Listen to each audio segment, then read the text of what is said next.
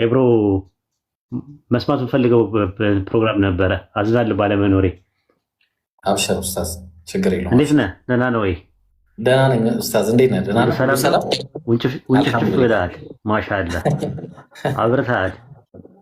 ምን ታደርገዋለህ ኡስታዝ? ማሻአላ ሁሌ ቅባቱ ነው። ሁሌ ያበራሁን። ማሻአላ እንትኑን አይ እኔ እንኳን እንዳጋጣሚ ሆነው እንግዲህ ፕሮግራም እንዳላቆረፍድ ብዬ ነው። ኢምራን አንድ ሀሳብ አለኝ። ይቻላል? አንድ ደቂቃ ስጡኝ እና ተቀጥላለሁ። እንትኑ ቻሌንጁ ስንት ብር ነበር የተባለው? 500 ሺህ። በቃ ስለዚህ ምን ታደርጋላችሁ መሰላችሁ? ያ ጀማ ኤብሮ አይመለከትም።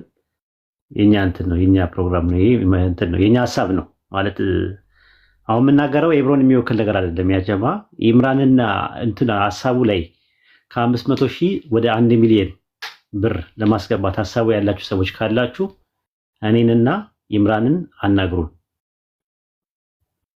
ኢምራን አሪፍ ሀሳብ ነው አይደል? ወደዋል። ገራሚ ኡስታዝ፣ እኔ ይመቸኛል። ምክንያቱም እንደሚጠቅመው ስለምናቅ ነው፣ ሌላ ነገር አይደለም። የእሱ ሀሳብ አይደለም፣ እሱን አይወክልም። ወላሂ ምንም ነገር የሚያውቀው ነገር የለም፣ ኮንታክትም የለኝም። እንደዚህ በዚህ ዙሪያ ላይ አላወራሁትም ኢብራሂምን። የኔ ሀሳብ ነው ብቻ ነው፣ ለአንዳንድ ነገሮች ይጠቅመዋል ብዬ ስለማስብ ነው ልዳዋ። ስለዚህ ምንድነው የምታደርጉት? ለኤብሮ ወደ 1 ሚሊዮን ብር አስገብታችሁ 1 ሚሊዮን ከገባ 1 ሚሊዮን ይሰጠዋል የሚለውን ነገር ቻሌንጅ መቀላቀል የምትፈልጉ ሰዎች ካላችሁ 500 ሺህ ነው የተያዘው። ከ500 ሺህ በላይ 100 ሺህ መጨመር የምትፈልጉ ሰዎች ካላችሁ ወይ ኢምራንን ወይ እኔን አናግሩኝ። እኔም በሜሴንጀር አናግሩኝ፣ ኢምራንንም ከፈለጋችሁ በውስጥ መስመር አናግሩት። አይ አንተ ማግኘት አልቻልንም ካላችሁ ኡስታዝ ጀማልን አናግሩልኝ። ምንም ለሌላ ነገር አይደለም እንትን ያለው የእሱ ሀሳብ አይደለም፣ በቃ የኛ ሀሳብ ነው። ለዳዋ እንዲጠቅመው ነው፣ ሌላ ነገር አይደለም። ፉል ታይሙን ይዞ ነው የሚሰራው። ስለዚህ ለአንዳንድ ነገሮች ለዳዋ የሚፈልገውን ነገር ለዳዋ አንዳንድ ነገሮችን ማሳለጫ ይሆናል፣ ሌላ ነገር አይደለም። ብር ዝም ብሎ ይጠፋል። ይሄ በጣም ደስ የሚል ወሳኝም ሀሳብ ነው። ጀዛከላ ኡስታዝ። ያው አላማችን ታውቃላችሁ ዳዕዋን ማስፋት ነው። ፎሎወር ጨመረ ማለት ተመልካች ጨመረ ማለት ነው። ቀላል አጋጋች አታስቡት። አሁን በዚህ በኔ ቻሌንጅ ብቻ ብዙ ሰው ነው የመጣው አይደለ? ያው አላማው አክቹአሊ ብሩ ብቻ አይደለም። እዚህ ጋር ይብሮም ማንም ቢሆን ከእንትኑ በላይ ሰውን ነው የሚፈልገው። ኦኬ፣ ግን ቢሆንም ለዳዕዋ በጣም ጠቃሚ ነው የሚሆነው ኢንሻአላህ። በጣም ብሩክ እና የተቀደሰ ሀሳብ ነው። ጥሩም ሀሳብ ነው፣ ተቀብየዋለሁ። somebody just covered it። ምን አልከኝ? ማን የምርህ ነው? can you just believe?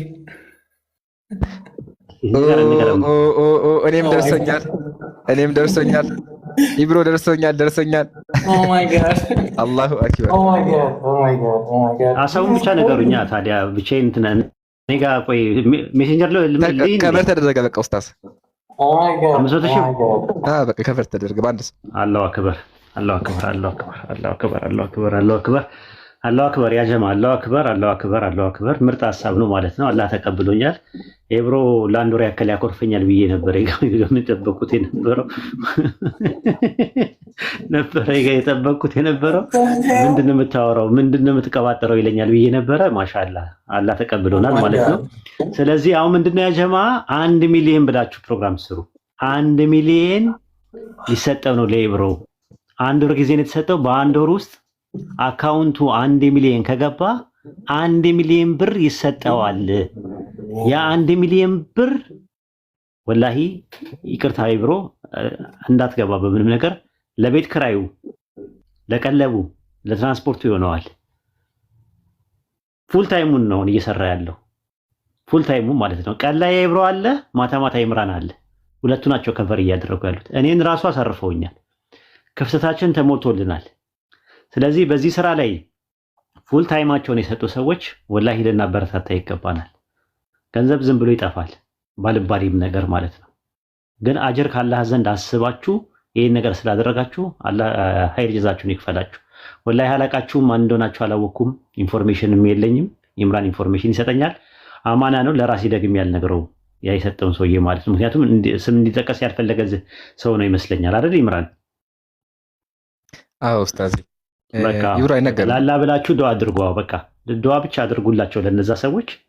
ስለዚህ የ1 ሚሊዮን ቻሌንጅ የ1 ሚሊዮን አካውንቱ 1 ሚሊዮን ከገባ 1 ሚሊዮን ብር ይሰጠዋል። ያ ብር ደግሞ ለሱ ለዳዋ ማሳለጫ ይሆነዋል። ያው ሙስሊም ታውቃላችሁ፣ ይቅርታ ካፊሮች እዚህ ውስጥ ካላችሁ ማለት ነው። ሙስሊም ገንዘብ ቢያገኝ ኢላማውም ሐላል ነገር ነው የሚያደርገው፣ አጅር የሚያገኝበትን ነገር ነው የሚያደርገው። ቤተሰብ አፎርድ ቢያደርግበት ቢበላ ቢጠጣ ምን ቢል አጅር ያለው ነገር ነው። ከአምልኮ ጋር የተያዘ ነው።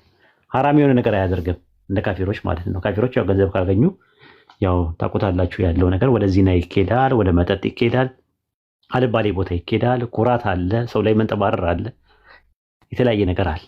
ግን ይሄኛው ግን የተለየ ነገር ነው፣ ስፔሻል ነገር ነው። ምንድነው? ዳዕዋ ነው። ለዳዕዋ ነው የተባለው። 1 ሚሊዮን ብር እንዲያገኝ የምትፈልጉ ሰዎች አንዳንድ አሳዩኝ። 1 ሚሊዮኑን ብር ማግኘት አለበት ብላችሁ የምትሉ ሰዎች አንዳንድ አሳዩኝ እስቲ። ኧረ ኡስታዝ አዲስ ህግ ወጥቷል እኮ አልሰማህም? ምን ኮሜንት አንድ ቁጥር አጻፈ ጀማ ቁጥር ካለ ቁማር ነው ብሎ የሚያስበው አሉ እና ቁጥር አጻፈ። ኦኬ እሺ በቃ ምን እናደርጋለን መሰለህ? አንድ እንትን እንበላ ካልኩሌት እናድርግ። እንደ ትናንትናው ለምሳሌ አንድ ሰው በስልክ አካውንት ውስጥ የ100 ሰው ኮንታክት ካለው አንድ ሰው ማለት ነው። እዚህ ውስጥ አሁን 1000 አቴንድ የሚያደርግ ሰው ቢኖር 1000 በ100 ሲባዛ ስንት ነው? ኢምራን በቀላሉ ካልኩሌቱን ስሩ። ከታች ያላችሁ ሰዎች በቀላሉ 1000 ሰው አለ። ከዛ በኋላ 100 ኮንታክት ቢኖረው 100 ኮንታክት ቢኖረው ስንት ይሆናል? በቃ በቀላሉ ማስገባት ይቻላል። ምን ትላለህ ኢምራን? አይ ጀዛከላ ይገባል፣ ኢንሻአላህ ይገባል። ያው ግን ለማስገባት የኛ መረባረብ ግዴታ ነውና ኢንሻአላህ ሁላችንም እንረባረብ። ለምን ጥቅሙ ብዙ ነገር ብዙ ዋይዝ ነው። አንደኛ ዋናው ዓላማችን ብዙ ተመልካች ብዙ ሰዎች ወገኖቻችን ስለ እስላም እንዲማሩ መንገድ እንከፍታለን። ሁለተኛ ለዳዕዋው አንድ ስቴፕ ከፍ ማድረግ ነው እና ሁላችሁም በዚህ እንተባበር። ያው ይሄን የነየተ ወንድም አላህ ይቀበለው። ያው አይ ቲንክ በውስጥ ቀድሞ መሰለኝ ጻፈው ወዳው ነው የጻፈው አይ ቲንክ አለ ይብሩ። እሺና ጀዛከላህ በቂ ነው። የሚጨመር ካለ ጨምርበትና እናጠቃለሁ። አይ this is more than I can bear እና አላህ ይቀበላችሁ ኡስታዝ። ያው አንተ ሳትሆን የተናገርከው ያው አላህ እንድትናገር ስላደረገህ ነው የተናገረው። ኦልሬዲ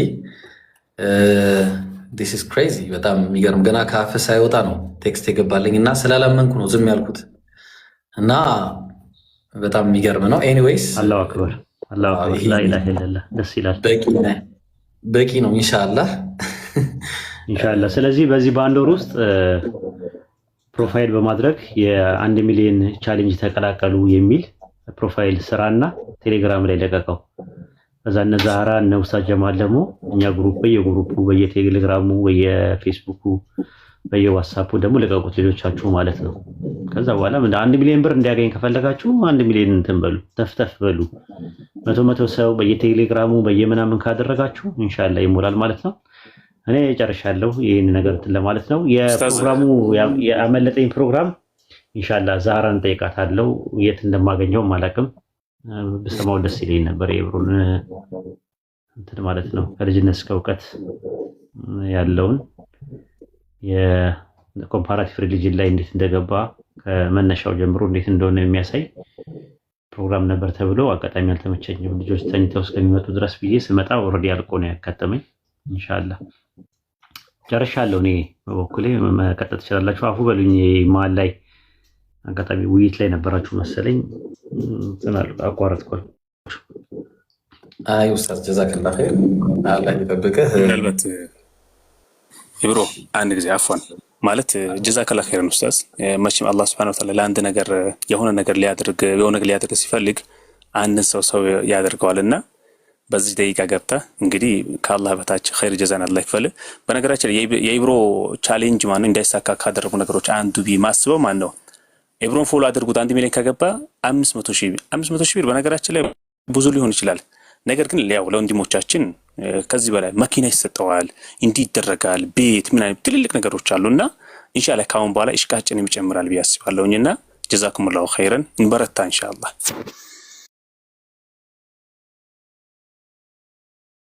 እሺ ለማንኛውም አላህ Subhanahu Wa Ta'ala እዚህ ላደረሰን ጌታ እስካሁን ድረስ የነበረንን በአጠቃላይ የውይይትም ጊዜ በጣም ደስ የሚል ነበረ። ማሳረጊያውም ጥሩ ነገር ሆኗል። ኡስታዝ ወሂድ በረካ ይዞ መጥቷልና አላህ በረካ ያርገ። ድሮም በረካ ነህ ኢንሻአላህ። this is more than ከምለው በላይ ነው። ኤኒዌይስ ትልቁ ቁም ነገር ግን ብሩ አይደለም። ብር አላቂ ነው። ብር ጠፊ ነው። ብር ነው። ብር ወረቀት ነው። ትልቁ ነገር ኢኽላስ ነው። ትልቁ ነገር ዳዕዋ ነው።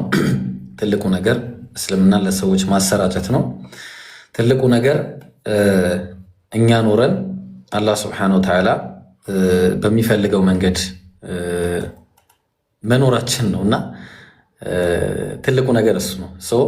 ፎሎወሩ መግባቱ ዋናው ነገር ብሩ ሳይሆን ቅድም እንዳልኳቸው አላቂ ስለሆነ ብሩ አያስፈልግም ማለት ሳይሆን ትልቅ ነው። በጣም በጣም በጣም ያስፈልጋል። ኦፍ ኮርስ ይህንን ጀዛህን አላህ በጀነት ይክፈልህ ኡስታዝ፣ አላህ ይቀበልህ።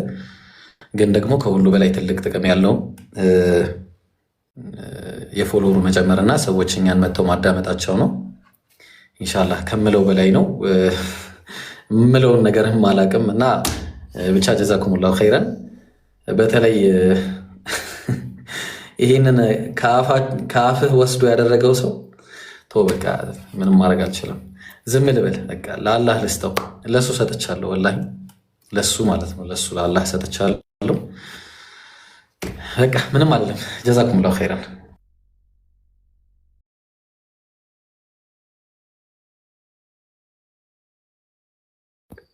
ያ ጀማ ጀዛኩሙላህ። እሺ ኸይር ሆፕ አለ ኢምሩ ትፈቅድልኛለህ? ግን ልውጣ ሰዓቱ እኔም አልቆይም። በጣም ሰዓቱ ሄደ።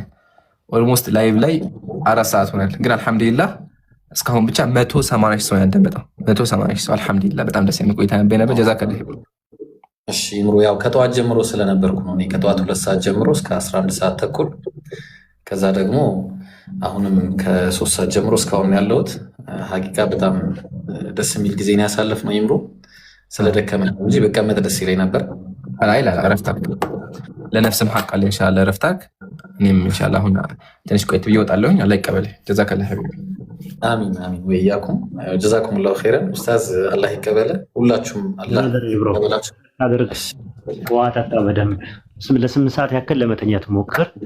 በሰዓቱ ምግብ ብላ ጨጓራ ራሱ ጥሩ አይመጣም ማለት ነው። እዚህ ቲክቶክ ላይ ስትቀመጡ አንዳንድ ጊዜ በጣም እንትኑ ሳታስቡት ጊዜው ይሄዳል። አውቀዋለሁ እኔም ራሴ አንዳንድ ጊዜ እንደዚህ አይነት ነገር ያጋጥመኛል። በሰዓቱ ምግብ በመብላት አትርሱ። ውሃ በደንብ ጠጡ። በቂ የሆነ እንቅልፍ አገኙ። ምንም እንትን የሚያጣድፍ ነገር የለውም እና አላህ ይጠብቅህ። ደህና ደር።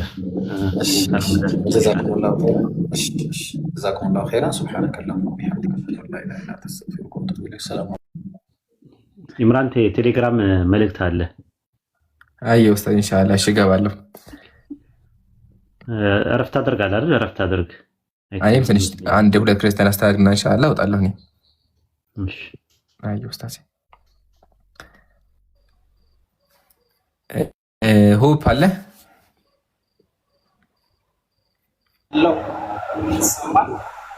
አለን። ሰላም ነው።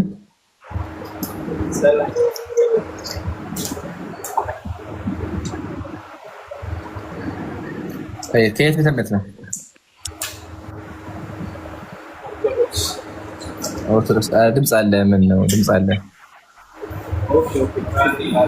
ሚውት አድርገና። ኦኬ አንተ ልጅ ሁል ጊዜ እንደዚህ ነው። እንትን ሁል ጊዜ ቤት እንደዚህ ነውና ባህታ ታወራለህ። እሺ ቃል ሰላም ብያለሁ። ሰላም ኢምራን። ሰላሙን አላ መን ተቢዐል ሁዳ። ከየት ቤተመት ነህ? ከኦርቶዶክስ። እሺ ስማኝማ በጣም ወሳኝ ጥያቄ ነበር። ከእንትና ጋር ማውራት ትችላለህ? ኢርማን። ከማን ጋር? ኢርማን ፕሊስ፣ አንዴ ከእንትና ጋር ማውራት ትችላለህ? ከማን ጋር? ወይድ። ይቻላል? ኡስታዝ ወይድ። ኡስታዝ አለ? ቆይ አንድ መጀመሪያ ቼክ እናድርግ። አለው ከኢምራን ጋር ታወራም? ምን ችግር አለ? አስተናግድ። እኔ እረፍት ላድርግ። አይ እኔ የእሱ ሳይሆን የእርሱ ንግግር ነው ኢምፕሬስ የሚያደርገኝ ብዙ እና ለማጥናትም የተገደድኩት በእርሶ ንግግር ነው፣ በእርሶ ቲክቶክ ላይ በምሰማው ሪከርዶች ምናምን ነው አብዛኛው። ኦኬ ችግር የለውም። ተረጋግተህ ማውራት ከቻልክ ምንም ችግር የለውም። ያው ለእንትን ነው እዚህ ስንመጣ ስንመጣ ያው ማወቅ አለብህ። እኔ ለማስተማር ብቻ ሳይሆን ለመማርም ለማሳወቅ ብቻ ሳይሆንም ለማወቅም ጭምር ነው የምመጣው። በዛ ኢንቴንሽን ነው የምመጣው እና ምናልባት ከሰዎች ጋር ሁልጊዜ ባዶ በርሜልና ነጭ ወረቀት ናቸው ብዬ አላስብም። ብዙ ሰው የተከበረ ነገር ነው እና ያንን ታሳቢና ዋቢ አድርገህ አውራኝ ስታወራኝ ያ ቃል ብለህ አይደል ሳይሆን ማያቆም ነገር ይኖራል ላሳውቀውም እችላለሁ በሚል መንፈስ አውራኝ። እሺ ቀጥል። እኔ ለመጠየቅ ነው እውቀት የምፈልግ የጀመርኩት አብዛኛውን አንተ በምታወራው ነገር ኢምፕረስ ሆኜ ነው እና ገግም ማለትም አልፈለኩም። በቃ ጀስት እስኪ ቼክ ላድርጎ ብዬ አንዳንድ ነገሮችን ቼክ ማድረግ ጀመርኩኝና ይሄ ልጅ ኤርማን አሁን በሚለቀው ቲክቶክ ላይ መጽሐፍ ቅዱስ ላይ እንደዚህ ያለ ብሎ በሚለቀው ነገሮች ላይ አብዛኛውን ቼክ እያደረኩ ነበረ እጄ ላይ ባለው ፒዲኤፍ እና ከመጽሐፍ ቅዱስ እና የሚጠቀማቸው ትናንሽ መጽሐፎች አሉ። እነሱ ምን እንደሆኑ አላወኩም፣ ከየት እንደሚገኙ ብዙ ጥያቄ ነው ያለኝ። ከዚች ልጀምርና እሱ የሚጠቀማቸው መጽሐፎች አላወኳቸው ምንድን ናቸው? ትናንሽ መጽሐፎች ምናምን እኔ የምጠቀማቸውን ነው ኤርማ ቪዲዮ ሲሰራ ከዚህ መጽሐፍ ላይ ያገኘው ብሎ አንዳንዴ ከመጽሐፍ ቅዱስ ላይ አንዳንዴ ደግሞ ትናንሽ መጽሐፎች አሉ የሚያወጣቸው ገላት ናቸው። አዋልድ ይባላሉ። ኦርቶዶክስ ነህ አይደለ? አይኔ ብዙ አስራው መጽሐፍ የሚባሉት ብሉይ ኪዳንና አዲስ ኪዳን ናቸው። ብሉይ ኪዳን አይ ቲንክ 46 መጽሐፍ፣ አዲስ ኪዳን ደግሞ 35 መጽሐፎች፣ 80 ያዱ የሚባሉ መጽሐፍ አስራው መጽሐፍ ይባላሉ። በተረፈ በቤተክርስቲያን ውስጥ ያሉ መጽሐፍቶች ገድል፣ ድርሳን ምናምን ተአምር የሚባሉት ደግሞ አዋልድ ይባላሉ ማለት ነው። አዋልድ ማለት ልጆች ማለት ነው። የመጽሐፍ ቅዱስን ሐሳብ ይዘው በውጭ ዓለም ውስጥ አጂግራፊካል ተብሎ የሚባለው ከካኖኒካል ውጪ አጂግራፊካል ተብሎ የሚባሉ ናቸው ማለት ነው። እና ገድል ምናምን እያለ የሚያወጣቸው እነዚህ መጽሐፍቶች ናቸው። አሳየው ይምራል እኮ መጠየቅ አሁን ቤተክርስቲያን ገብቼ አሁን ከመጽሐፍ ቅዱስ ያሳየኝ ጓደኞቼንም እንደዚህ ያለ ምንድን ነው እላለሁ። ያው የሚያስረዳኝ ሰው ስለሌለ ነው። ቤተክርስቲያን ደፍሮ ገብቶም ለመጠየቅም እነዚህን ያምኑባቸዋል። ቤተክርስቲያን ብገባ ያመጡልኛል፣ ብጠይቅ ፎቶ የባሳያቸው ያመጡልኛል። አዋልድ ቲክቶክ ላይ ያሉት በአጠቃላይ ትተውታል። ለሃይማኖት መከራከሪያ አይሆንም ብለው ያው እዛው ላይ ያለውን ጥያቄ አለማመንም ትችላላችሁ በገድላት ብለው በአዋልድ መጽሐፍቶች አለማመንም ትችላላችሁ ብለው ቲክቶክ ላይ ያሉት ክደውታል። መሬት ላይ ያለ ሰው ግን አንድ ሰው ታምረ ማርያም ምን አልከኝ ኢምራንዬ? አይ አፎን አንዴ መሀል ላይ ልግባ። አይ እቺ መጽሐፍ ማለት ፈልጎ ነውና አንድ ፖይንት ላስቀምጥ፣ ትቀጥላለህ። አፎን ኡስታዝ ቃል እነዚህ መጽሐፎች ኡስታዝ ገልጾልሃል። አዋድ መጽሐፎች አሉ። አዋድ እነዚህ ናቸው፣ ታያቸዋለህ። ከላይ ብዙ መጽሐፎች አሉ።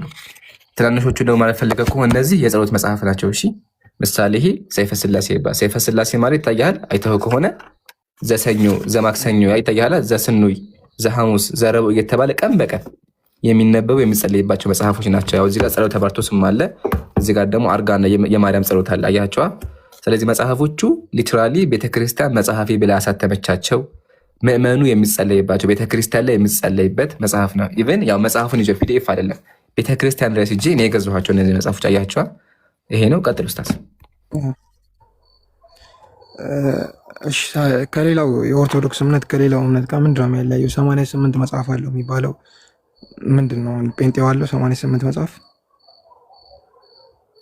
ፕሮቴስታንት ያላቸው መጽሐፍ 66 መጽሐፍ ይባላል። ብሉይ ኪዳን 39፣ አዲስ ኪዳን 27 መጽሐፍቶች ናቸው። እንደው ፕሮቴስታንት መጀመሪያ መስራቹ ማርቲን ሉተር የሚባለው የነበረው መጽሐፍ አዲስ ኪዳን 27 ሳይሆን 24 ነበር የነበረው። 24 ወይም 23 አካባቢ ላይ ነው የነበረው። 4 መጽሐፍቶችን አይቀበላቸውም ነበረ። ለምሳሌ የዕብራውያን መልእክት፣ የያዕቆብ መልእክት፣ ራዕየ ዮሐንስንና የይሁዳ መልእክትን አይቀበልም ነበረ። በኋላ ላይ የመጣው ዝውንግሊም በኋላ ላይ የመጣው እነ ካልቪንም ራዕየ ዮሐንስን አይቀበሉም ነበረ። ስለዚህ መጽሐፍ ቅዱስ የሚባለው የቀኖና ስርዓት ወደ 20 አይነት ቀኖና አለ። የባይብል ብዛት ማለት ነው። ቀኖና የሚባሉት የተለያየ በግለሰብ ደረጃ እና በጉባኤ ደረጃ የተለያየ ቀኖና ነው ያለው። በግለሰብ ደረጃ አስናቴዎስ የራሱ ቀኖና አለው። ጎርጎርዮስ ዘንዚናዙ የራሱ ቀኖና አለው። ጎርጎርዮስ ዘኑሲስ የራሱ ቀኖና አለው።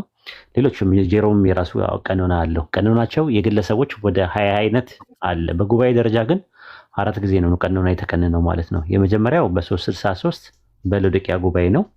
ሁለተኛ ደግሞ በ382 ላይ የሮም ጉባኤ ጣሊያን ውስጥ የተደረገው ነው። ሶስተኛው ደግሞ የሂፖ ጉባኤ በ393 የተካሄደው ነው። አራተኛውና የመጨረሻ የካርቴጅ ጉባኤ የሚባለው በ397 የተካሄደው ነው። ሁሉም ቀኖናቸው የተለያየ ነው፣ አንድ አይነት አይደለም። ቀኖናም ሲደረግ የተቀነነው ኢኩሜኒካል አይደለም፣ ዓለም አቀፍ አይደለም፣ ሎካል ነው። በአጥቢያ ደረጃ የነበረው። ስለዚህ ያ ነው እንትን የሚለው ፕሮቴስታንት 66 መጽሐፍ ይቀበላሉ። ብሉይ ኪዳን 39፣ አዲስ ኪዳን 27፣ ካቶሊክ 73 ይቀበላሉ። የአርሜኒያ ቤተክርስቲያን፣ የግሪክ ቤተክርስቲያን፣ የግብፅ ቤተክርስቲያን እንደዚሁ አቆጣጠራቸው የተለያየ ነው። የኢትዮጵያ ኦርቶዶክስ ቤተክርስቲያን ደግሞ ብሉይ ኪዳን 46፣ አዲስ ኪዳን 35 ይቀበላሉ። በጥቅሉ 81 መጽሐፍ ይቀበላሉ ማለት ነው። አቆጣጠራቸው ትንሽ ይለያል። ለምሳሌ መጽሐፈ ጥበብ ምናምን የመሳሰሉትን ከሰለሞን መጽሐፍ ጋር ነው እንትን የሚሉት። ተረፈ ኤርሚያስ እና ተረፈ ባሮክን የሚባሉት ደግሞ ከኤርሚያስ ጋር አብረው ነው። አንተ ግን ምን ልትለው ነው አብረው የሚያያይዙት? መጽሐፈ ሶስና ምናምን የመሳሰሉትን ደግሞ ከትንቢተ ዳንኤል ጋር አብረው ያያይዛሉ። አንደኛ ነገስትና ሁለተኛ ነገስትን በአንድ ነው የሚቆጥሩት። አንደኛ ሳሙኤል፣ ሁለተኛ ሳሙኤልን በአንድ ነው የሚቆጥሩት። መጽሐፈ ነህሚያ እና መጽሐፈ አስቴርን በአንድ ነው የሚቆጥሩት። እንደዛ ሁላ ተቆጥሮ ነው ብሉይ ኪዳን 46 መጽሐፎች የሚሉት ማለት ነው። 39 ላይ የሚጨምሩት ማለት ነው። አዲስ ኪዳን ላይ ደግሞ በ27ቱ ላይ 8 መጽሐፍ ጨምረው 35 መጽሐፍ ነው የሚቀበሉት። እነዛ 35 መጽሐፎች በአጠቃላይ ያሉት መጽሐፎች 8 መጽሐፎች አሉ። እነዛ 8 መጽሐፍቶች የስርዓት ወይም የሲኖዶስ መጽሐፍ ይባላሉ። እነ ቀለሜንጦስ፣ ዲስቅልያ ምናምን የሚባሉት እነ ስርዓተ ጽዮን ምናምን የመሳሰሉት ናቸው። ብዙ ነው፣ ሰፋ ያለ ነገር ነው። እንደው በግርድፉና በሌጣው ልንገር ብዬ ነው እንጂ ደርዝና ፈርጅ ባለው መልኩ ሰፋ ያለ ነገር የሚፈልግ ነገር ነው። አሁን ከአንተ ጋር ማውራት የፈለግኩት ለዚህ ነው። ብዙ ጊዜ በእውቀት የተሞላ ነገር ነው የምታወራው እና አሁን በኮንፊደንስ ቤተክርስቲያን ገብቼ መጠየቅ የምፈልጋቸው ነገሮች አሉ። አሁን ለእኔ ግልጽ ሆኖ እንድታየልኝ ለጓደኞቼ ለኦርቶዶክስም ለምንም የኤርማንን ቪዲዮ ሳሳይ ማንም ግልጽ ሆኖ አይታየም እና ያ ነገር ግራ ይገባኛል። እውነት እዚህ ጋር የሚወራው ነገር እውነት ከሆነ እንዴት ነው ቤተክርስቲያን ቄሶቹም ጓደኞቼም ለምንድነው የማይገለጽላቸው? ለምንድነው እንደዚህ እየተነበበ ይህን እውነት ባይሆን ኖሮ ለምንድነው እንደዚህ ተአምር? አሁን ብዙ ጊዜ የምሰማው ነገር አለ።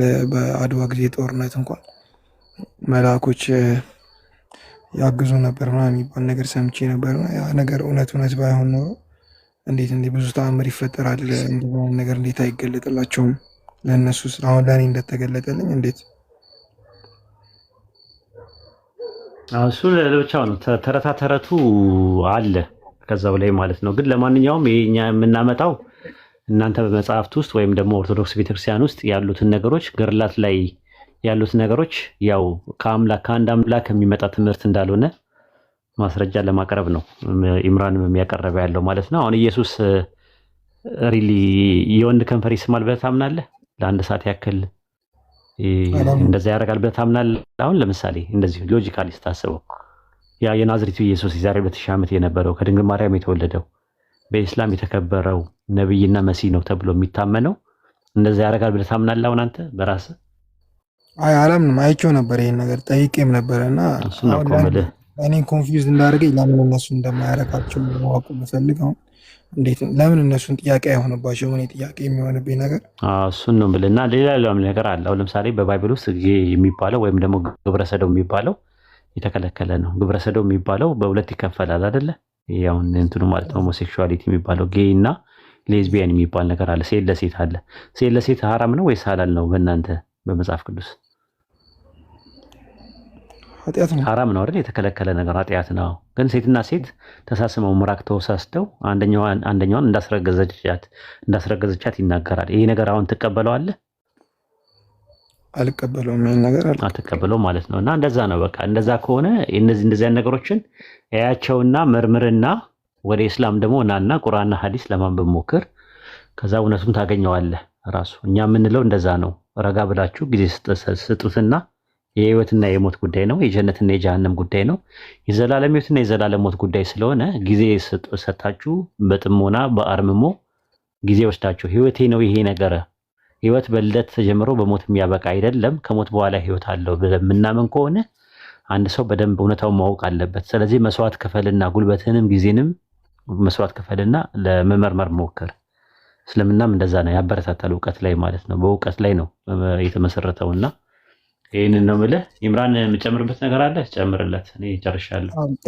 ቅድም የእፎይ ላይቭ ውስጥ ነበርኩኝና አንዳንድ ጥያቄ የጠየቀ ነበረ ሙስሊሞችን እስልምና 4 ማዕዘን አለውና እንዴት ነው ምናምን ብሎ እና አንድ ዘካ ብለውት እና አንድ ህጻን ልጅ ሲወለድ ዘካ ይሰጣሉ የህጻን ልጅ ምንም ህጻን ልጅ ምናምን ብሎ ብቻ ብዙ ጥያቄ የጠየቀ አልተመለሰለትም ነበርና እዚህ ጋር መመለስ ከቻላችሁ አምጣው፣ እንትኑን ጥቅሱን አምጣውና እኛ የምናደርገው ምንድን ነው ተባራሪ እንዳይሆንብን ከከሌ ሰማ ነው እንዳይሆንም ከኪስም እንዳይሆን ጥቅሶቹ ከመጡ ሊበራራ ይችላል። ቁርአን ላይም ሐዲስ ላይ ማንኛውም ነገር ጥያቄ ሲኖር ጻፋቸውና የትኛው ምዕራፍ ላይ የትኛው ቁጥር ላይ እንደሚገኝ ሐዲስም ከሆነ ደግሞ የትኛው ኪታብ ላይ እንደሚገኝ የትኛው የሐዲሱ ቁጥር እንዳለ ያዘውና ጻፋቸውና አምጣቸው። ስታመጣቸው ይመለሳል።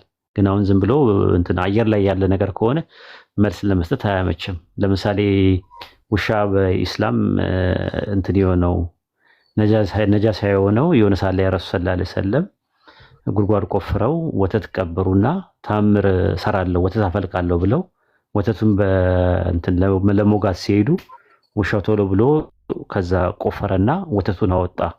ከዛ በኋላ ውሻን ረገሙት። ከዛ በኋላ ሙስሊሞች ውሻ ነጃሳ ነው ብለው ይላሉ የሚል ነገር ያስተምራሉ። አሁን ክርስቲያኖች ሰምታቸው ከሆነ ግን ያ አሁን እኛ መጽሐፍ ውስጥ የለም፣ ዝም ብሎ እንትን ካልሆነ በስተቀር ማለት ነው። እንደገና ደግሞ ረመዳን የተባለው ስም ረመዳን ማለት ሞቃታማ ማለት ነው በአረብኛ። 9ኛ ወር ስም ነው፣ የጾምም ስም አይደለም። እና አንድ ጊዜ የሆነ ሰው እንትን ብለው ምንድነው ነብዩ መሐመድ የሆነ ሰው ሚስት እንትን ብለው ከዛ በኋላ ባልየው እንዴት ይሄን ታረጋለህ አጋልጣለሁ ሲል አታጋልጠኝ እባክህ ምናምን ነገር እና ምን ታረግልኛለህ ሲል አይ በቃ ጾሙን በአንተ ስም አድርገዋለሁ ብለው ረመዳን የተባለው ስም ከዛ የተነሳ ነው እያሉ ያወራሉ። እነዚህ ሰዎች ረመዳን የሰው ስም ነው እና ረመዳን የሚባለው ሰውዬ ውለታ ውለውለት ነው። ከዛ በኋላ ሙስሊሞች አያውቁም ይኸው ረመዳን እያሉ ይጾማሉ እያሉ ይላሉ። አሁን ለምሳሌ ክርስቲያኖች እንዲህ አይነት ተረታ ተረት ሲኖር ደሊል ነው መጠየቅ ያለባችሁ። ዝም ብላችሁ አትመገቡ። እዛ ሄዳችሁ ክርስቲያኖች ምንድነው ማድረግ ያለባችሁ? የቱ ጋር ነው እንደዛ የሚለው ብላችሁ እዚህ ቤት ይዛችሁት ነው እኛ ጋር ይዛችሁ ነው ያንን ነገር። ከዛ ቁርአን ላይም ሐዲስ ላይም ካለ እናየዋለን። ግን ዝም ብሎ ጥላቻ አውቆ አያነቡም ብለው በዚህ ደረጃ ይንቋችኋል። አያነቡም አያገናዘቡም እያሉ ነው። ኢቨን ባይብል ላይም ሳያወሩ የሌለ ነገር ነው የሚያወሩት። ከ500 ዘመን በኋላ ከልጅ ተወልጄ አድንሃለሁ ብሎ ለአዳም ቃል ገብቶለታል ሲባል አልሰማህም? ሰምቻለሁ። ግና ባይብል ላይ አለ? የለም ባይብል ላይ የለም፣ አታገኝም ዘፍጥረት ላይ። ነገር ግን ምንድነው ባይብል ላይ እንዳለ አድርገው ነው እየነገሯቸው ያሉት። በዚህ ደረጃ ሰው አያነብም አያገናዝቡም አያነቡም ብለው ስለሚያስቡ ነው። አሁን ደግሞ ልክ የራሳቸው መጽሐፍ ሳያንሳቸው እኛ ጋር መጥተው ወተት ያፈለቀው ይሄ ውሻዋን እንትን ያላት የተረገመችው ውሻ ነጃሳ የሆነው በእስልምና ነብዩ መሐመድን ስላጋለጠች ነው ሰለላሁ ዐለይሂ ወሰለም እያሉ ይናገራሉ። እንዲህ አይነት ነገሮች እንዳይኖሩ ምንድነው የምታደርጉት? የቱ ጋር ነው የሚገኘው ምዕራፍና ቁጥሩን ስጡን ብላችሁ ቀጥታ መጠየቅ አለባችሁ። ያኔ እነሱ እንደሚዋሹ ሲገባችሁ ወደ እስልምና ትመጣላችሁ ኢንሻአላህ ብለን እናስባለን። ይሄን ይመስላል። አመሰግናለሁ። ኦልሬዲ እኔ የእምነት መፈለግ ጀምሬያለሁ። ብዙ ጥያቄዎችን እየጠያየኩ ነው እና ጀማል ከቻልክ ሪኩዌስት ልክልህ አስገባኝ። አንዳንድ ጥያቄ ሲኖረኝ ወይት ሲኖር እገባለሁ። አመሰግናለሁ። በነገራችን ላይ ቃል ምክር የለውም፣ ግን እዚህ ጋር የሚታያቸው ወንድሞች ኢምራንም ጃቢርም አቡበክርም ኡስታዝ ዋሂድ በላቸው ኢብራሂምም ማለት ነው። ምንም ችግር የለው። ዋናው ነገር እናንተ በስነ ስርዓት ጠይቁ እንጂ ማለት ነው። የትኛው የሙስሊም ወንድሞች ጋር ቤት መጡ ማለት ነው ትክክለኛ በስርዓት ነው የሚመልሱላቸው። እሺ አብሽር። ኡስታዝም ሲመጣ ደግሞ ምንም ችግር የለው።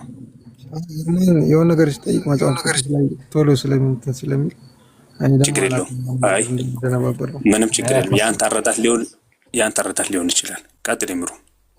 አይ አታስብ፣ ችግር የለውም። በፈለክበት ሰዓት ጥያቄዎች መጠየቅ ትችላለህ። አላህ ሂዳያ ይስጥህ። ከፈለክ መጽሐፍ ቅዱስን ሳነካ በእስልምና ብቻ መመለስ እንችላለን። እሺ አታስብ። አላህ ሂዳያ ይስጥህ። እና ቪዲዮዎች የመለቃቸው ቪዲዮዎች ቅድም ላልካቸው ማለት ነው መጽሐፎች እዛው ላይ አስቀምጣቸዋለሁ። እሺ ስለዚህ እነሱን ስክሪንሾት እያደረግህ መውሰድ ትችላለህ። ይምራን እንዳመጣጡ ስለሚመልስ እኮ ነው ኡስታዝ ጀማል፣ እንዳመጣጡ ነው። እንዳመጣጥ ነው፣ ዝም ብሎ አይደለም። እንዳመጣጥ አስገባለሁ ካልክ ያስገባል። ቅርቃር አለው በደንብ እና ያንን ቅርቃር ስለሚፈሩ ነው እንጂ ይምራን በትትና መጥቶ ለጠየቀው ሰው በትትና ይመልሳል። ያንን ነው የምንለው ኢንሻአላህ። እኔ ልውጣ። መሲህ አሰላሙ አለይኩም እንዴት ነሽ? አሲያ አለሽ? አሰላሙ አለይኩም። ኦኬ የሉም ማለት ነው። ሰላም አለይኩም። በስንት ጊዜ አለይኩም ሰላም ወራህመቱላሂ ወበረካቱ። እንዴት ናችሁ? እንዴት ነህ? ደህና ነው ወይ? አልሐምዱሊላህ ሰላም ነው። ማሻአላህ ሰላም ነኝ ያለው። እንኳን ደህና መጣ። አይ ቲንክ እንኳን ደህና አርፍጄ ነው መሰለኝ የመጣሁት እኔ። ጃቢሮ አሰላሙ አለይኩም። ወአለይኩም አሰላም ወራህመቱላሂ ወበረካቱ። ሁላችሁንም ሰላም አለይኩም ብያለሁ። ሰላም ብያለሁ። እሺ ሰላም ልበላችሁ ብዬ ነው። ኢምራን እኔም ልውጣ።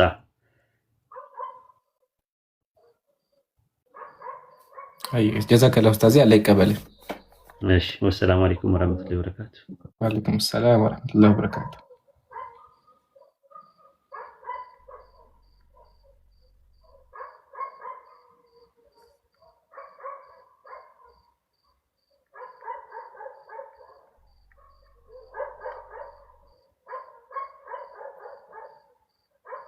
መርሐባ ጃቢሩ ስለመጣ አህመድ መጥቷል። ሰላም አለይኩም ወራህመቱላሂ ወበረካቱ። እንኳን ደህና መጣችሁ ክርስቲያን ወገኖቻችን። እሺ ዘኪ ክርስቲያን ነው መሰለኝ ግባሽ።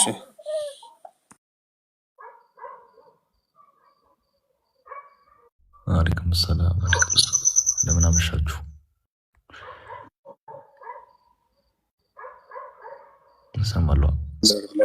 ይሰማል አህመድ እንኳን ደህና መጣ ሀቢቢ። እንኳን ደህና ቆያችሁ። ኢምራን አለ አለ አልሐምዱሊላህ ሰላም ነህ ሀቢቢ? አልሐምዱሊላህ ሀቢቢ። እሺ አይ የተቋረጥክ መስሎኝ ነው። ቀጥል ቀጥል ሀቢቢ። ከተመቸህ እንደውም እናንተ አብሩ ከዚህ በኋላ እኔም ስለደከመኝ አንተና ጃን ትልቁ ያደረጋችሁና ኢንሻአላህ በደንብ ሂዱበት። ጃ ይመችህ አይደለ ሀቢቢ?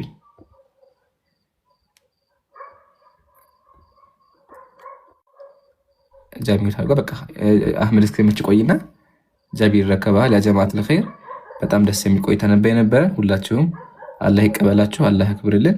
ቀጥሉ እሺ። አላህ ደግሞ ካለ ነገር በአዲስ ፕሮግራም እንገናኛለን። ወሰላሙ አለይኩም። አለይኩም ሰላም። እሺ ያኔ ይምሩ ብዙ መቆየት አልችልም። አንድ የምስራች ልንገራቸው ከጃቢርም ጋር አንድ ጊዜ። እሺ ቀጥሉ ኡስታዝ። ቻሌንጅ ማለት ነው። ምናልባት ካልሰማችሁ ብዬ ነው። አፋን አጠገብ ልጅ ያለቀሰ ነው እና 1 ሚሊዮን ገብቷል። እሺ ብሩ ካሁን በኋላ ሁላችንም ኢንሻአላህ ፋብለን በአዲስ መልክ በአዲስ መንፈስ ማን ነው እንትን ማድረግ ማሰራት አለብን ኢንሻአላህ። 500 የነበረው በ1 ሚሊዮን ስለሞላ እቺ ልንገራችሁ ብዬ ነው።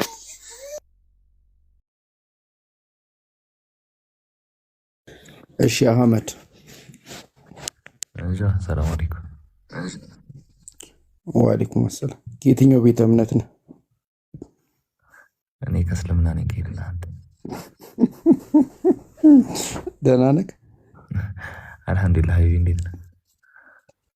አለ አንድ እኮ ያጣላል። ጠፋህብኝ እኮ የማይሆን ነገር አስለምደኝ። የትንሽ የእሑድ ጠዋት ፕሮግራማችን መመለስ አለበት። እቺ አንተ ነህ የጠፋው።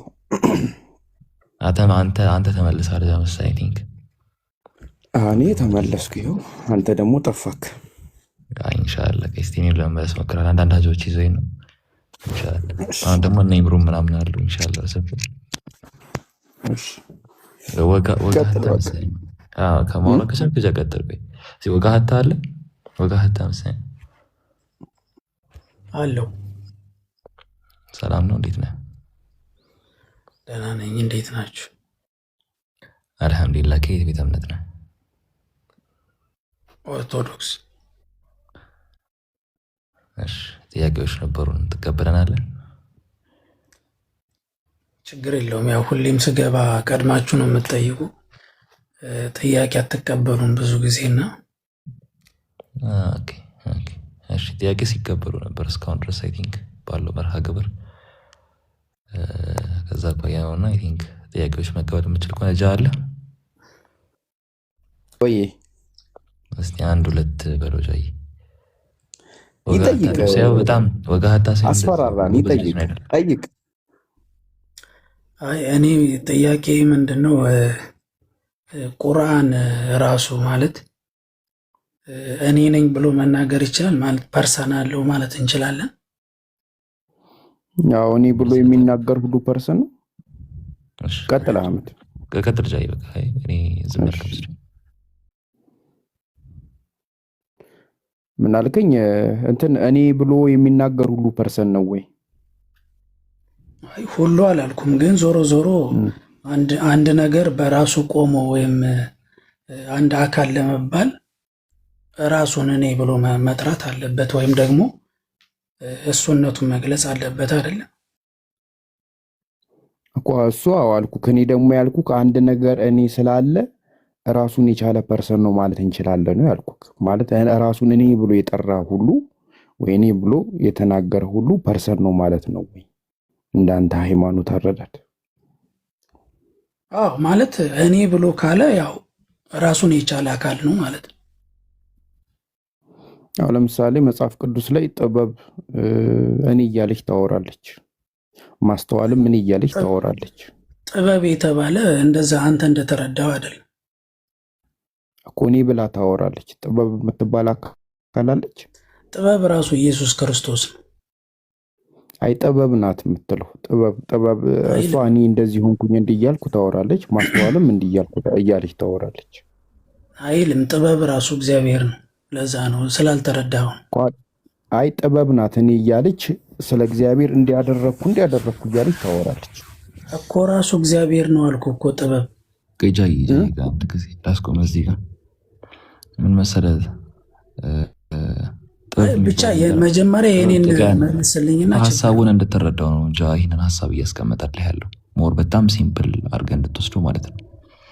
ለምሳሌ ጥበብን እንቶ መጽሐፍ ቅዱስ ላይ አቤልና ቃየል ቢባሉ ሁለት ካራክተሮች እናገኛለን አይደለም? ኦኬ የኔን ጥያቄ ተዋችሁት? አልተው ነው ሐሳቡን እኮ እንድትረዳው ነው እኮ መጀመሪያ እኮ ላብራው ጥያቄውን አልነገርኩም። ጥያቄው ከመቅረቡ በፊት ግን የምታነሳቸው ነጥቦች ላይ መሰረት እያስቀመጠን ነው እየሄድን ያለ ነው። ጃ እያደረገ ያለው ያን ነበረ። አይ ኖ አይደለም አህመድ፣ እኔ ምን እንዳልኩ ገና ሳትረዳኝ ምን መሰለህ ቁርአን ፐርሰን ነው ወይ ስትል አት ፈርስት ፕሌስ ማለት ጥያቄው ምን መሰለህ ማለት ቁርአን ራሱ አንድ ፖይንቱን ላስቀምጥልህ። ቁርአን እኔ የሚል ፐርሰን ነው ወይ ስትል ጃቢር ምን አስቀመጠልህ? ሁለት የተለያዩ ሀሳቦች እንዳሉ ሊያስረዳ ሞከረ። ዳት ሚንስ ምንድነው እኔ የሚል ሁሉ ፐርሰን ነው ወይ ወይስ ፐርሰን ሁሉ እኔ ይላል የሚለው ነጥብ ሁለቱ የተለያዩ ነጥቦች ናቸው። በዚህ እኔ የሚል ሁሉ ፐርሰን ነው ወጋህታ እኔ እያልኩ ያለሁት ራሱን የቻለ ማለትም ብዙ ጊዜ ቁርአን ያለህ ቃል ነው እና ባህሪው ነው እንጂ ራሱን የቻለ ሌላ ልክ እንደ ፈጣሪ ራሱን የቻለ አይደለም ስለምትሉ ልክ ራሱን የቻለ አይደለም ወይ ፐርሰን ማለት ራሱን የቻለ ኤሰንስ ያለው አይደለም ወይ ለማለት ነው ጥያቄው። መጀመሪያ እኮ ያስቀመጥከው ስቴትመንት በራሱ ክሪቲሳይዝ እየተደረገ ነበረ ነው። አልገባህም እኮ ወጋት። ያስቀመጥከው ፖይንት ላይ እኔ የሚል ሁሉ ፐርሰን ነው የሚለው ስቴትመንት እና ፐርሰን ሁሉ እኔ ነው እኔ ይላል የሚለው ስቴትመንት ሁለቱ ይለያያሉ። እሱን ነው ከክላሲፋይ እያደረገልህ የነበረው ጃቢር። ለምሳሌ አሁን የጠቀስኩልህ እኔ ምንድነው አቤልና ቃየል የሚባሉ ካራክተሮች ቃየል የአቤልን ደም እንዳፈሰሰ እንመለከታለን ለመጽሐፍ ቅዱስ ላይ ወጋት። ከዛ ደግሞ ያቺ ደግሞ ወደ አምላክ እንደተጣራች ይናገራል ለመጽሐፍ ቅዱስ። ይናገራል። ያቺ ደግሞ ወደ አምላክ እንደተጣራች ተናገረ ማለት ደሙ በራሱ ፐርሰን ነው የሚለውን ይዘናል። ትክክል ነው። አይደለም ልክ እሱ ያው ጎጎዝ አግኝተዋል እኮ ጋቴ ቲንክ እርጋታን ደግሞ በጣም ወድጀዋለሁ። አሁን ልክ እንደዚህ ሁሉ በእንደዚህ አይነት ኤክስፕሬሽኖች የአምላክ ባህሪያት የሆኑት ጥበብ፣ ማስተዋል ምናምን የምንላቸውን ነገሮች በራሱ እኔ የሚሉ ፐርሰን ባይሆኑም እንኳን በወካይነት ሲተሲ የሆነ ይሄ ፐርሰን ባይሆኑም እንኳን እኔነትን ወክለው የሚናገሩበት አጋጣሚ እናገኛለን መጽሐፍ ቅዱስ ላይ ገብቷል። ሶ እኔ የሚል ሁሉ ፐርሰን እንዳልሆነ እንዲህ አይነት አንደርስታንዲንግ እንድንወስድ ነው አት ፈርስት ፕሌስ። ገብተዋል? አይ ነው አይደለ? እንደዛ ሳይሆን የኔ ጥያቄ ምን መሰለህ፣ አሁን ለምሳሌ ግዴታ እኔነት ብቻ ሳይሆን ለምሳሌ መጸጸት ወይም ደግሞ እንደዚህ ማዘን፣ መደሰት እንደዚህ አይነት ነገር ካለ መቼም ራሱን የቻለ የሆነ ነገር ነው እንጂ ዝም ብሎ ባህሪ ብቻ እንደዛ ሊያደርግ አይችልም። እና እኮ እንትን ነው ይሄ ስቴትመንቱን እኮ በዛ መፍታት ትችላለህ እኮ ነው። የአቤል ደም ወደ አምላክ ወቀሳን ስታቀርብ ፐርሰን ነበረች ወይ ነው ጥያቄው እኮ። አልነበረችም ቤዚካሊ። እኔ የሚል ሁሉ ፐርሰን አይደለም ነው። ፐርሰን እኔነትን ይወክላል። አዎ እኔነት ግን ሁሉ ፐርሰን አይደለም ነው። ስለዚህ ኤክስፕሬሽን ማኳያ የሚውሉ ነገሮች አሉ ነው። አሁን ያ ኤክስፕሬሽን ምንድን ነው ስትል ጥያቄውን ስታቀርብ ተከትሎ ደግሞ የጃቢር ምላሽ ይመጣል ማለት ነው። አገኘ ሀሳቡን አግኝቻለሁ እኮ አንተን ግን ምንድነው የአቤል ደም ተጣራች ወይም ጮኸች ወደ እግዚአብሔር ማለት ራሱን አቤልን ሲገልጽ ነው እንጂ ግዴታ ደሙ አፍ አውጥቶ ያወራል ማለት አይደለም። እሱ እኮ እቺ አሁን አንተ ልታነሳ ያለውን ጥያቄ በራሱ እኮ አዲስ ጥያቄ ስላልሆነ ነው ይሄ ምሳሌ የተሰጠ ያለው። መሰረት እያበጀንልህ ነው። ምኑ ነው አዲስ? አሁን ተከትለ የምታነሳው ጥያቄ ተከትለ የምታነሳው ጥያቄ አለ። ያ ጥያቄ በራሱ አዲስ አይደለም ነው። እስቲ ምንድን ነው እስቲ ንገረኝ። ችግር የለውም። ምን ልጠይቅህ እንደነበረ ንገረኝ። ያን መናገር እኮ የኔ ፋንታ አይደለም። ግን እነዛን ጥያቄዎች ስታቀርብ እንደዚህ አይነት ጥያቄዎች በሚቀርቡበት ሰዓት ቁርአን በራሱ ፐርሰን ነው የሚለው ጥያቄ ሲቀርብ አትፈርስ ፕሌስ ልናስቀምጣቸውና ልንግባባባቸው የሚገቡ ስቴትመንቶች ስላሉ ነው። ያ ነው እየቀረበልህ የነበረው። እሺ ችግር የለውም። አይ እንደዛ ቅድመ ሁኔታ ለማድረግ ነው ብለህ ካሰብክ እሺ። ግን ይለያያል ነው ማለት ቁርአን ፍጡርም አይደለም ፈጣሪም አይደለም ከተባለ ሌሎቹ አሁን ቅድም ያነሳው እንትን ጋር አይሄድም። ምክንያቱም የአቤል ደም ፍጡር ነው ምንም ቢሆን ማለት። ቁርአን ግን ፍጡር አይደለም ካልክ እንደገና ደግሞ በዛው ልክ ቁርአን ራሱን ችሎ እንትን ካለ እንዴት ሊሆን ይችላል? ፍጡርም ካልሆነ ፈጣሪም ካልሆነ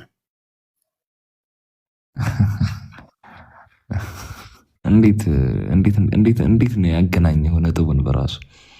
ቁርአን ፍጡርን ፈጣሪም አይደለም ብለህ ኤክስፕረስ ካረከና በአቤል ደም ከመሰልከው አልከኝ። እኔ ስለ ፍጡርነትና ፈጣሪነቱ አይደለም አትፍለስ ፕሌስ ምሳሌውን የሰጠሁት ከእኔነት አኳያ ነው የቀረቡን ጥያቄ እያብራራ ያለሁት እንጂ ከዚህ ጋር በምንም ሊተሳሰር አይገባም። አትፍለስ ፕሌስ እኔ ስለ ፍጡርነትና ፈጣሪነት አይደለም አናሎጂውን ያመጣሁት። አይ ትክክል ነህ ልክ ነህ አህመድ። ግን እኔ ልጠይቅህ የነበረውን መጀመሪያ ማለት ስላልሰማኸኝ ምናልባት ብታስጨርሰኝ ኖሮ ወደዛው ስለሚወስድን ብዬ ነው። ጨርስ ቅድመ ሁኔታ ነው የሚለውን እኮ አንደርስታንድ አድርገዋል። ጨርስ እሺ። አይ በቃ የኔ አጠቃላይ ጥያቄው ምን መሰለ ማለት ቁርአን የአላህ ቃል ስለሆነ ባህሪው ነው ማለት ፍጡርም አይደለም ፈጣሪም አይደለም። አይ ቲንክ እንደዛ መሰለኝ በእስልምና አይደለም እንዳልሳሳት። ምናልባት የማትሉትን ነገር ደግሞ ማለት ስለሌለብኝ ማለት ነው። አልሰማሁም። ሶሪ ምን እንዳልክ አልሰማሁም። ማለት ቁርአን ፍጡር አይደለም አይደል? ፍጡር አይደለም ፈጣሪም አይደለም። አዎ ይህንን ነው ለማለት የፈለጉና ፍጡርም ፈጣሪም ካልሆነ ምንድን ነው ሊሆን የሚችለው? ፍጡርም ፈጣሪም ያልሆነ ምንድን ነው ሊሆን የሚችለው ማለት እኮ ምን ሊሆን ይችላል? ፍጡርም ፈጣሪም ያልሆነ የአምላክ ባህሪ ነው እኮ። የአምላክ ባህሪ ሆኖ ደግሞ ራሱን መግለጽ የሚችል ለምሳሌ በተለያየ ቅርጽ ራሱን ሊለውጥና ሊቀያየር የሚችል ይኖራል? ዝም ብሎ ማለት ባህሪ ሆኖ እንዴት ኤክስፕሌን አድርገው እስኪ ጥያቄ። ለምሳሌ በዚህ ሳሂህ ሙስሊም 804 ላይ ሐዲስ 804 ላይ ምናልባት እኔ ስም ማውጣት ስለማልችል ነው ቪዲዮ ስለማያስገባኝና ማውጣት ከቻልክ አውጣልኝ። ጃ ያወጣል። ሳሂህ ሙስሊም 804 ጃ ከቻልክ አውጣለት። እሺ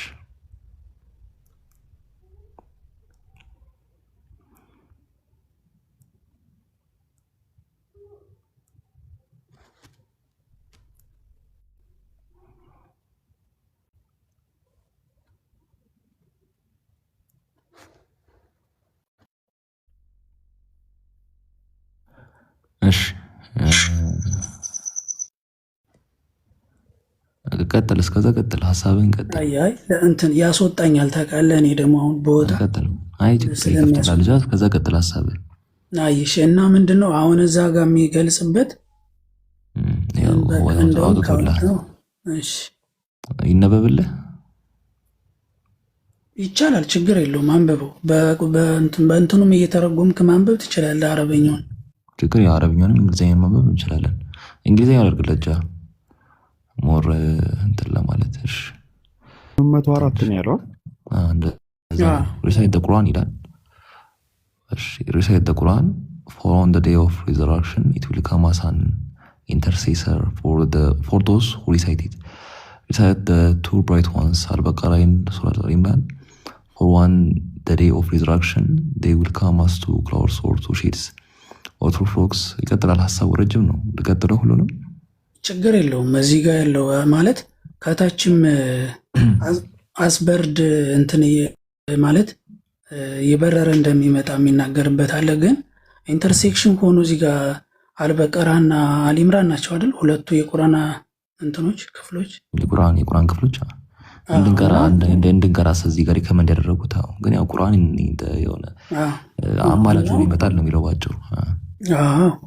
እና እሱ ጋር አሁን እንደዛ ሆኖ ሲመጣ እንደገና አማላጅ ሆኖም ሲመጣ እንዴት ማለት ባህሪ ከሆነ እንዴት ሊሆን ይችላል? ምክንያቱም ባህሪ ከሆነ የራሱ መገለጫ ሊኖረው አይችልም። እንደዚህ ሆኖ ሊገለጥ አይችልም። እና እንዴት እንደዚህ ሊሆን ይችላል ብዬ ነው ጥያቄ የፈጠረብኝ። ጥሩ ጥያቄ ነው። ጥያቄው አዲስ አይደለም የምልህም ለዚህ ነው። ጥያቄው አዲስ አይደለም፣ በራሱ የቆየ ጥያቄ ነው። ከዛ እኔ ሰምቼው አላውቅም። ምናልባት ሊሆን ይችላል። ልክ ነው። እኔ ምናልባት ሰምቼው አላውቅ ይሆናል። አብሽር እና አዲስ ጥያቄ ስላልሆነ ቅድመ ሁኔታ ይቀመጥ የተባለው እንደዚህ ነበር።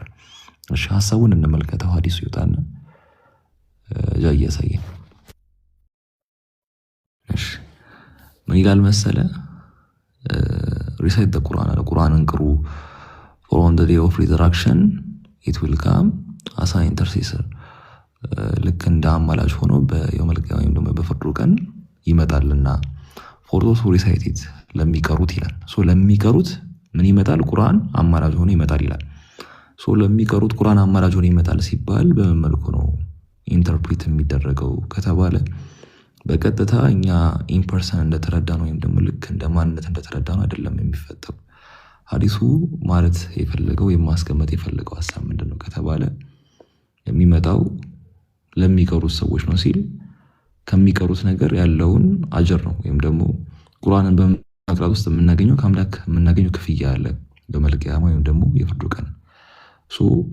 የውመል ቂያማ ወይም የፍርዱ ቀን ይህን ቁርአን በመቅራት ያገኘው መልካም ስራ ነው ይመጣል ተብሎ የተገለጸው እንጂ በቀጥታ ቁርአን የሚባለው ነገር ኢምፐርሰን የሆነ አካል ይዞ ይመጣል የሚለውን ሐሳብ እያሳየን አይደለም። የሐዲሱ ክፍል ኢንተርፕሬት የሚደረገው በራሱ አህመድ ይቅርታ፣ ከታች ግን ልክ እንደ ደመና ወይም እንደ ወፍ ሆኖ ይመጣል የሚል ነገርም ስላለው በዛው እሱ ነገር ራሱ እንዴት እንትን ሊባል ቻለ? ማለት አንተ በምትለው አውድ ቢሆን ማለት ነው። እሺ አንድ ጊዜ ጃይ ይመልስለት ቀኝ ሐሳቡን ልጨርስልህና እንመጣለን። እዛው ሐዲስ ላይ የተጠቀሱ ነገሮች እያንዳንዱ ነገሮች ላይ አንተ ማለት የፈለግከው ነገሮች አሉ እዛ ላይ ቤዚካሊ for to take recourse to it is a blessing to give it up is a cause of grief and the magician cannot confront.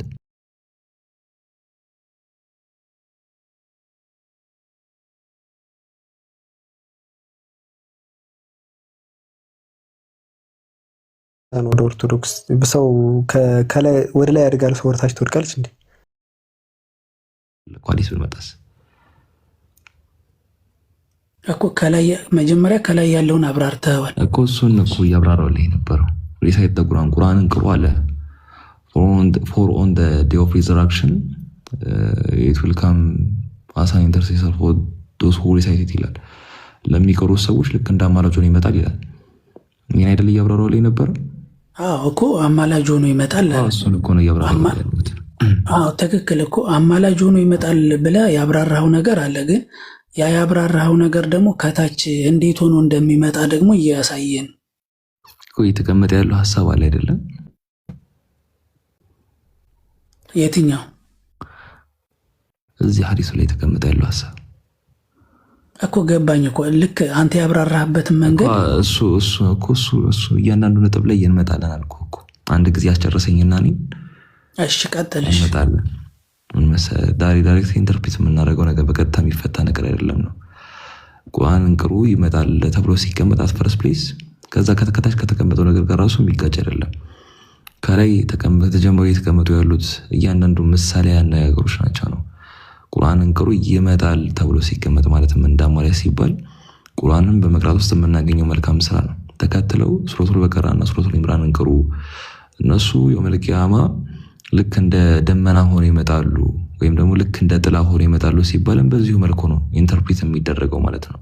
ደመናም ጥላም ተብሎ ሲገለጽ በቀጥታ ሰማይ ላይ የምንመለከተው ደመና ወይም ደግሞ ጥላ ሲባል ደግሞ ይሄ እኛ በቀጥታ የምንወስደው ነው ጥላ አድርገን የምንወስደው ከሆነ የሐሰት ነው። ቤዚካሊ ዶክተር እየተቀመጠ ያለው ሐሳብ በዚህ መልኩ አይደለም ኢንተርፕሬት የሚደረገው። ሰው እንደ ደመና ይመጣል ተብሎ ቢቀመጥ እንደ ጥላም ይመጣል ተብሎ ቢቀመጥ የውመል ቂያማ ለኛ ጥላ መሆኑን የውመል ቂያማ ለኛ ደመና መሆኑን ለኛ የሚጋርድ መሆኑን ያ ደግሞ መጋራጅነቱ ወይም ደግሞ ጥላነቱ ደግሞ ልክ እንደ አማላጅ መቅረቡን ነው የምንመለከተው ማለት ነው። ገብቷል? በዚያ መልኩ ነው ኢንተርፕሬት የሚደረገው። ገብቷል?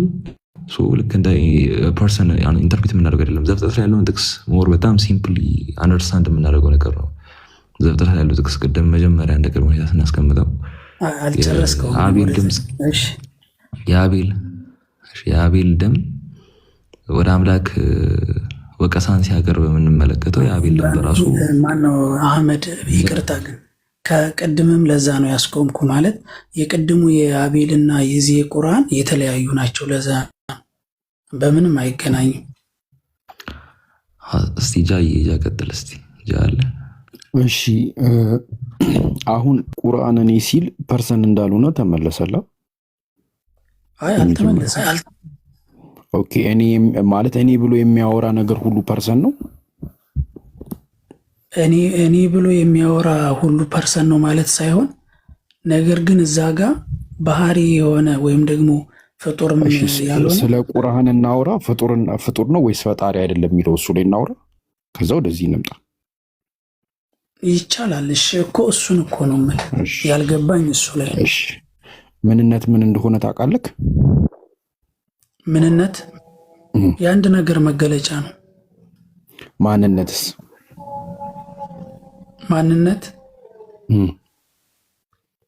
ማንነትም የተለየ ነገር አይደለም፣ ያው ራሱ። እሺ ቆይ አንዴ ልምጣና በደንብ እንማማር። ይህንን ስለማትረዱት ነው ክርስቲያኖች በጣም እየደከማችሁ ያሉት። ቆይ 2 ሰከንድ ስጠኝ።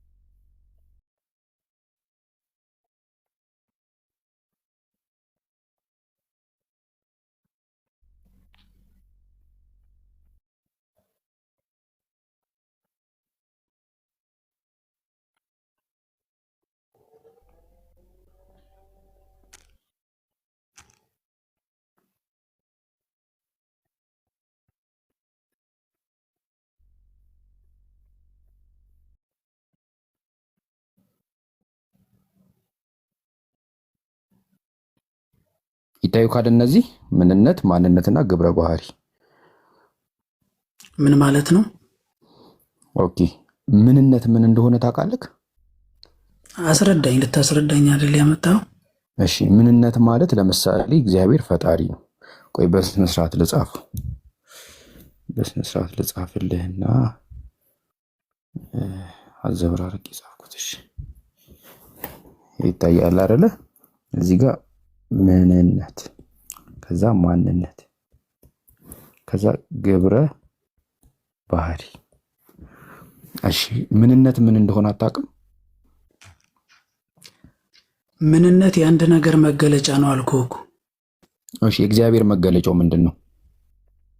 እግዚአብሔር በብዙ ነገር ይገለጣል። ኦኬ እሺ አሁን ምንነት ምን እንደሆነ አልተረዳህም። ምንነት ምንድን ነው ሲባል እግዚአብሔር ለምሳሌ ምንድነው ሲባል ምንድነው ነው የምትለው? እግዚአብሔር ፈጣሪ ነው። ይሄው ምንነት የእግዚአብሔር ምንነት ፈጣሪ ነው። ይሄው ምንነት ማለት የአንድ አካል ባህሪ ወይ ደግሞ ኤሰንስ ይባላል። እሺ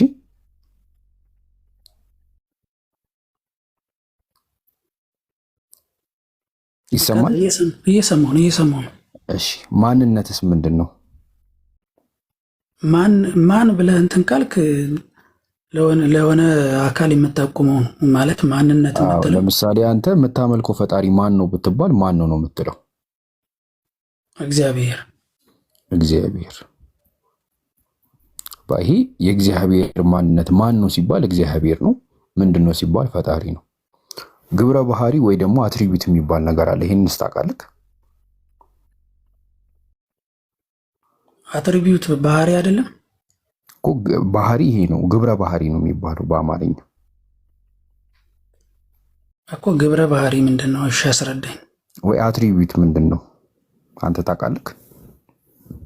ባህሪ አይደል እኮ ምን ለምሳሌ እግዚአብሔርን ባህሪ ንገረኝ። አሁን ፈጣሪ ሆኖ እግዚአብሔር ግብረ ባህሪ ወይ ባህሪ ካለ እስቲ አንድ ባህሪ ስለሱ ንገረኝ። ምሉዕነት ለምሳሌ በመላው በሁሉም መኖሩ ይሄ አንድ ባህሪው። እሺ ሌላስ?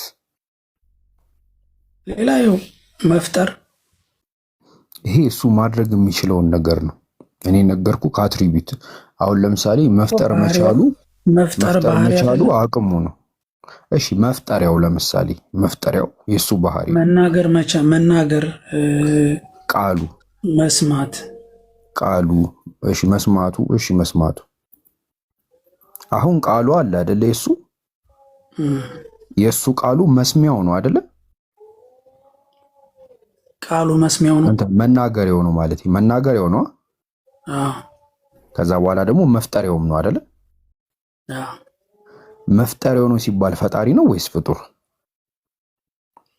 ፈጣሪ ነው። መፍጠሪያ አልካ ያው ነው። ካለ ቃሉ መፍጠር አይችልም። ኦኬ እሺ። ከዛ ይሄንን እናስቀምጠውና ከዛ አንድ ጥቅስ ላሳይክ። አሁን እዚህ ጋር ቀላል ጥቅስ እናያለን። ኃይሉ ፍጡር ነው ፈጣሪ? ይሄ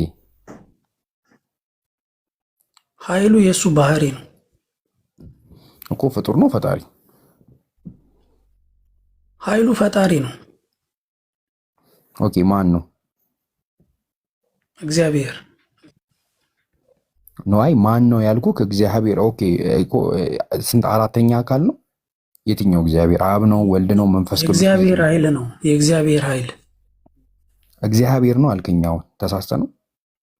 ራሱ እግዚአብሔርም ኃይል ነው። ምን ኖርማል እኮ ነው። አሁንም የነገርኩም ተመሳሳይ ነው እኮ። ይሄኛው ኃይሉ የእግዚአብሔር ነው ወይስ ራሱ እግዚአብሔር ነው? ይሄ ለእኛ ለሰዎች እንዲገባን የተደረገ ነው እንጂ ሲጀመር ራሱ እግዚአብሔር ኃይል ነው።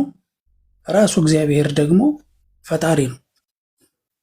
እሺ እዚህ ጋር ኃይሉ ነው የፈጠረው ወይስ እግዚአብሔር ነው በኃይሉ የፈጠረው? እግዚአብሔር ነው የፈጠረው። እግዚአብሔር ደግሞ ራሱ ኃይል ነው እኮ። እዚህ ጋር የፈጠረው ኃይሉ ነው ወይስ እግዚአብሔር ነው በኃይሉ የፈጠረው? ራሱ ኃይሉን የፈጠረው እግዚአብሔር ራሱ ኃይል ነው አልኩ። አይ እዚህ ጋር ምድርን በኃይሉ የፈጠረ ይላል። በምትል ቃል አለች። እሱ ለእኛ ለሰዎች ነው የተጻፈው እኮ ብራዘር፣ ለእግዚአብሔር አይደለም የተጻፈ፣ ለእኛ ለሰዎች። ኦኬ ኃይሉ የሚባል እግዚአብሔር አለ?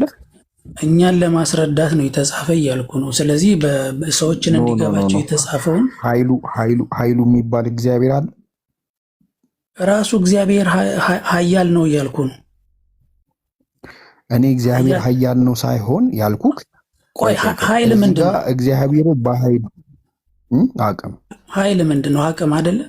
እግዚአብሔር በኃይሉ በአቅሙ ነው የሚፈጥረው ነው በራሱ አቅሙ ፍጡር ነው። ደግሞ የራሱ ፈጣሪ ነው። የራሱ ባህሪ ነው እኮ። ለምንድን ነው ፍጡር የሚሆነው እኮ? ፈጣሪ እግዚአብሔር ነው ወይስ እግዚአብሔር ኃይሉ? ኃይሉ ራሱ እግዚአብሔር ነው እያልኩ። ኃይሉማ እግዚአብሔር ነው፣ እግዚአብሔር አይደለም። ከእግዚአብሔር የተነጠለ ነገር አይደለም። የምትለው እኮ የተነጠለ ነገር አልነጣጠልኩት። አይ የተነጠለ አይደለም። አንተ አሁን በአይንክ ነው የምታየው። ካልነጠልከው እንዴት እየለትለው ትችላለህ? አሁን አንተ አሁን አንተ አሁን አንተ የማይነጠልም የማይጣበቅም ነገር አለ። ቆይ ላስረዳክ። የማይነጠልም የማይጣበቅም ነገር አለ። አንተ አሁን ለምሳሌ በአይንክ ነው የምታየው። የሚያየው በአይንክ ማን ነው? እኔ ራሴ። አንተ አይንክ ነክ?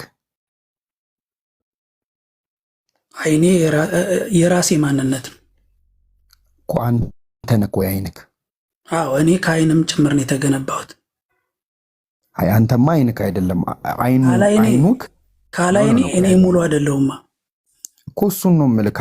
አይንክ አንተም አይደለም ከአንተም የተነጠለ አይደለም። ይሄን ተረዳ። ገባህ አይደል? አንተ አሁን አይን አለክ፣ በአይንክ ታያለህ። እኔ ደግሞ ካላይኔ ይኸውልህ፣ እኔ ደግሞ ካላይኔ እኔ ልል አልችልም። ማለትም ሙሉ እስካልሆንኩ ድረስ ማለት እኮ። አይነጠልም። መች ነጠል ነው? አይንክ ግን አንተ አይደለም።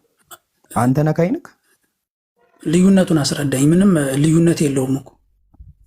እሺ ለምሳሌ እጅግ ቆይ እጅግ ያንተ ነው ወይስ አንተ ነክ? እኔ ነኝ። ኦኬ እጅግ አንተ ነው። ለምሳሌ እጅግ ተቆርጦ ቢወድቅ እጁ ተቆረጠ ነው የሚባለው ወይስ ወጋታ ነው ስምክ? ከኔ ሰውነቴ ተቆረጠ እጅ ብለን ስያሜ ሰየመው። ሰውነቴ የኔ ነው እኮ። ያንተ ነው ግን አንተ አይደለም። እኔ ራሴ ነኝ እንጂ ያንተ ነው እንጂ የኔ ነው ለምን አልከኝ? መጀመሪያ ነገርኩ እኮ። ይሄ የቋንቋ እጥረታችን እንጂ እኛ የተስማማንበትን ለማውራት እንጂ ሰውነታችን እኔ ራሴ ነኝ። አንተም አይደለህም እንዴ? እኔ ራሴ ነኝ። እኔ አሁን እኔ ሰውነቴን እኔ ነኝ እልሃለሁ። ቆይ አሁን ምን መሰለክም አንድ ነገር ልንገርህ። ይህንን ነገርማ ዛሬ ሳላስረዳ ካንላቀቅም። ለምሳሌ አንተ በአይንክ ታያለህ አይደለ? ችግር የለውም። በአይንክ ታያለህ። በአይንክ የምታየው አይኔ ያያል። ቆይ ኦኬ፣ አይንክ ነው የሚያየው፣ አንተ አታይም። እኔ ነኝ የማየው። አንተ የምታየው በምንክ ነው? አይኔ ያያል እኮ። አይንክ ነው የሚያየው ወይስ አንተ ነክ በአይንክ የምታየው? ነገርኩ እኮ። አይኔና እኔ አሁን አይኔና እኔ የምልህ ለአንተ ነው። ለእኔ ግን አይኔም እኔ የምልህም ተመሳሳይ ነው። ኦኬ፣ ያለ አይንክ ማየት አትችልም አንተ? አልችልም። ህልም በምንክ ነው የምታየው? ህልም አይታይም። እና ምንድነው የሚደረገው? ህልም አይታይም። ህልም ይታያል ያለ ማን ነው? ህልም እንትና እኔ በህልምሽ አይቼ በህልሜ አይቼ ነገርኩ እኮ። ይሄ የሰዎች ልማድ ያመጣውን አነጋገር ትክክል ነው ብለህ መቀበል የለም። ህልም በምንክ ነው እሺ የምታየው? ህልም እኔ አላይም። ህልም አይታይም ሲጀመር። ኦኬ፣ እኔ ያለው በምን ነው የማየው? አንተ አታይም። አንተም እኮ አታይም እኮ። ያየህ አረኔ ይቻቃሉ። ቲክቶክ ስከራከር ራሱ በህልሜ ይቻቃሉ። ሰዎች ህልም ያለው ስለሚሉ ያው ስለለመድ ነው ስለመጣን ነው እንጂ ህልም አይታይም ሲጀምር። እስቲ ህልም አይቶ የሚያክሰው አረኔ ይቻሉ እያለ ይጻፍ ኮመንት ላይ እንዴ። ይጻፉልህ። የእነሱ ማይንድ ኢሉዥን ነው፣ የአእምሮ ቅዠት ነው እንጂ አይታይም። እንደ አንተ ከ1000 ምናምን ሰው ተርታ ወጥተህ አንተ እውነት እኮ በሺዎች ወይም በሚሊዮኖች ሳይሆን የሚታመነው ግዴታ በብዛትን አይደለም እውነትን ለማወቅ። ስለዚህ ህልም አይታይም። እሺ የሆነ ነገር እናደርጋለን።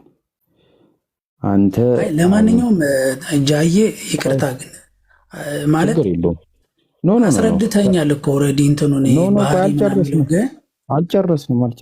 እሺ ጥያቄውን ረዘማ። አሁን የኔ ጥያቄ እኮ ተረሳ። ይህን ካልተረዳከው መቼም አይገባህም እኮ ነው ምልክ። ችግር የለውም እኮ አሁን። እሺ ለምሳሌ አይን ካለ ቆይ አይን ካለ አንተ አለክ። አንተ በአይንክ ነው የምታየው ወይስ አይንክ ነው የሚያየው? አይኔ የኔ ሰውነት ክፍል ነው አይደለ? ስለዚህ እኮ አንተ አይደለም ያንተ የሰውነት ክፍል ነው። እኔም አይኔም አንድ ነን እያልኩ ነው። ተመሳሳይ ነን እኮ። ታዲያ አይኔ ለምንድን ነው የኔ ነው ለምን የኔ ነው ትለኛለህ? ለአንተ እንዲገባ ነው እንደዛ ያልኩት። ለእኔ እንዲገባኝ እንደዛ አትበለኝ። ችግር የለው አስረዳኝ። አይን ከአንተ ነው ወይስ ያንተ ነው? እኔ ነኝ። ኦኬ። ስለዚህ አይንክ አይ ማንተ ነክ የምታየው ማለት ነው። እኔ ነኝ የማየዋ። እሺ ለምሳሌ አያድርግብክና አይንክ ቢወጣ አንተ ነክ የወጣከው ወይስ አይንክ ነው የወጣው? እኔ ነኝ የወጣሁት። እኔ ነኝ የወጣሁት። ኦኬ። አንተ ከዛ ከወጣክ በኋላ የት ነው የምትሄዱ? ትሞታለክ? አልሞትም። ታዲያ አይንክ ለምን ይበሰብሳል ካልሞትክ?